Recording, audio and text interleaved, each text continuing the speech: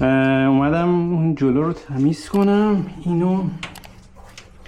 این گیره نگهدارنده دوربین اکشن کامرا رو چند روز پیش که نصبش کردم، فکر میکنم واشه رو اون پیچی گذاشتم براده آهن ازش شده، چون اینجا چند تا براده آهن مربوط به اونه که موقع شستن دستمو کشیدم روش و این براده آهن این انگشتمو بریدم. خب حالا الان میخوام اینو، حالا اینجا آب کف میسوزه.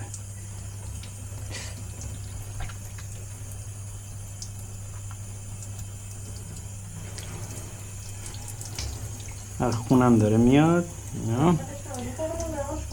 نه اوکی. میخوام حالا چیکار کنم؟ بچسبونمش. این یه خطی اینجا بریده. چسبونم بده. این ورش چسبش نیستش. بده من برات بزنم. اینه دیگه. حالا من برات بزنم. فرق میکنه.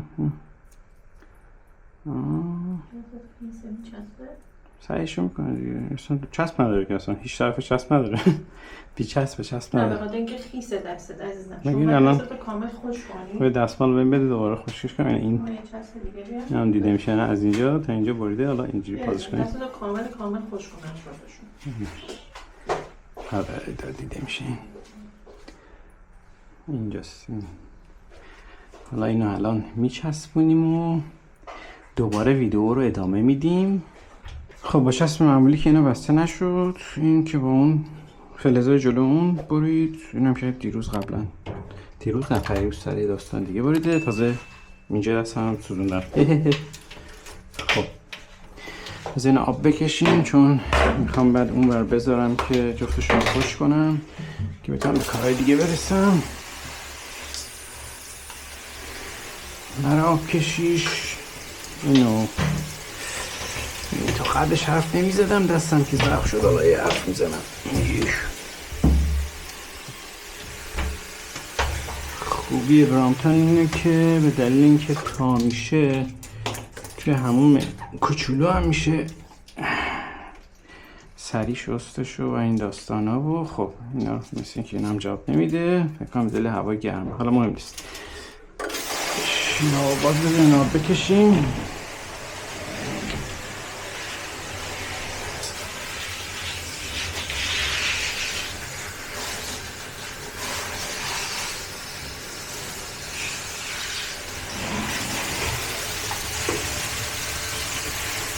یکی دو تا اینی که پیش کردم به سختی که چون اینجا واشرش و پیچش خیلی عجیب بود که ابزار فروشی ها واشر و پیچ سایز این گیره‌ای که خریدم برای نگهدارنده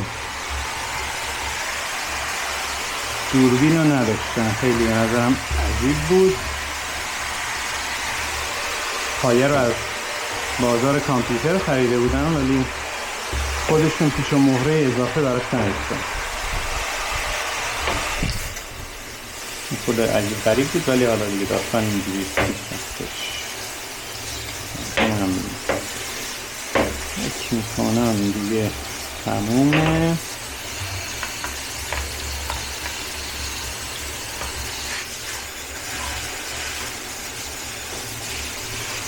مطمئنشم که دیگه فلز چیزی اینجا نمونده باشه. من تمام اینو کاری نداریم تا بریم سراغ خوش کردنش. یه چیزی که هستش این که من دو چرخ‌ها رو که شستم، یه حرکتی که زدم تا اون تایمی که این یکی شسته بودمش تا این یکی رو بیارم، دستشو از پایین آوردم بالا، لاشه دستمال گذاشتم که توی این لوله اگر آب رفته آب بره تو دستمال که توش زنگ نزنه و خوش بشه. حالا بعد من با دستمال رولم داخل اونا رو تمیز میکنم. یه بار دیگه هم دو چرخه به بغل میخوابونم روی حوله که خوش بشه. یه سری وسایل باید حواستون باشه که اونا رو اصلا یادتون قبل از شستن دو چرخه اونا رو جدا کنین. لوازم الکترونیک و اینا رو اصلا نشوریم و ترجیحاً با دستمال مرطوب و این چیزها اونا رو تمیز کنین که من اینا رو جدا کردم. حالا پمپا رو شستم.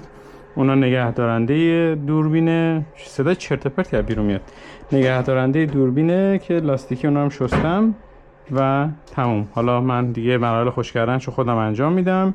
دوچرخه رو خشک میکنم و شروع میکنم وصل کردن لوازمش. خدا